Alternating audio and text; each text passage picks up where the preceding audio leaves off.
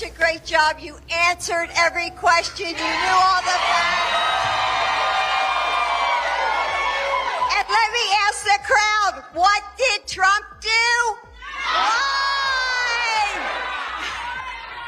Yes. I understand why everyone is criticizing Jill Biden for treating her husband, President Joe Biden, like a schoolmarm patronizing a child. However, she's not wrong in that Trump did miss a couple of opportunities, specifically about addiction and childcare costs. What will you do to help Americans right now in the throes of addiction who are struggling to get the treatment they need?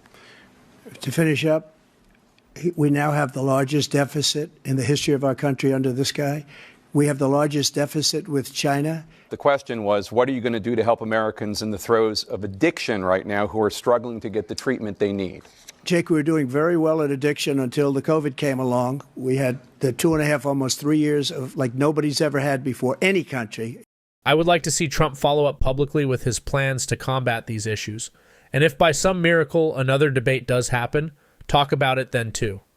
As someone intimately familiar with addiction, it must be easier to get addiction treatment than it is to get drugs. Currently, medical treatment for addiction is severely limited. Few doctors offer it, and people have to jump through a lot of hoops to get it. On the other hand, cheap fentanyl and meth are readily available. China is sending fentanyl through by the ton, and Mexican cartels send up so much cheap meth, it's put the U.S. labs out of business. I'm certain you see the irony here. Trump did talk about the border a lot, which is good. A secure border means fewer drugs pouring in. However, the question was about people currently in the throes of addiction, the vast majority of whom, I can confidently say, want to be free from it. Simply shrinking the supply won't get it done. Addiction is so powerful that people will mix gasoline with codeine and put it in their veins. It's called crocodile, and it destroys the body in horrific ways. What people often fail to understand is that addiction often becomes more about avoiding withdrawal than getting high. Addicts end up with two states of being: feeling great or feeling very, very sick. This means that treatment needs to be easy to get and free from stigma. Offer free training to any doctor interested in prescribing addiction meds. Make the training far less time-consuming than it currently is. Allow doctors more control over patient requirements for treatment, especially at later stages.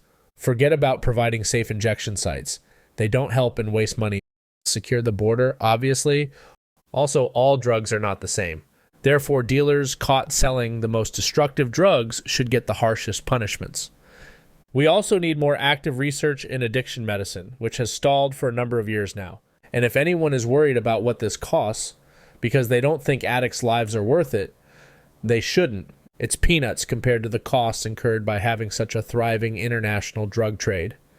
Anyway, this is just a small sample of what can be done to help with addiction in the U.S. Thank you for coming to my TED Talk. If you or anyone you know is struggling with addiction, please call 1-800-662-HELP.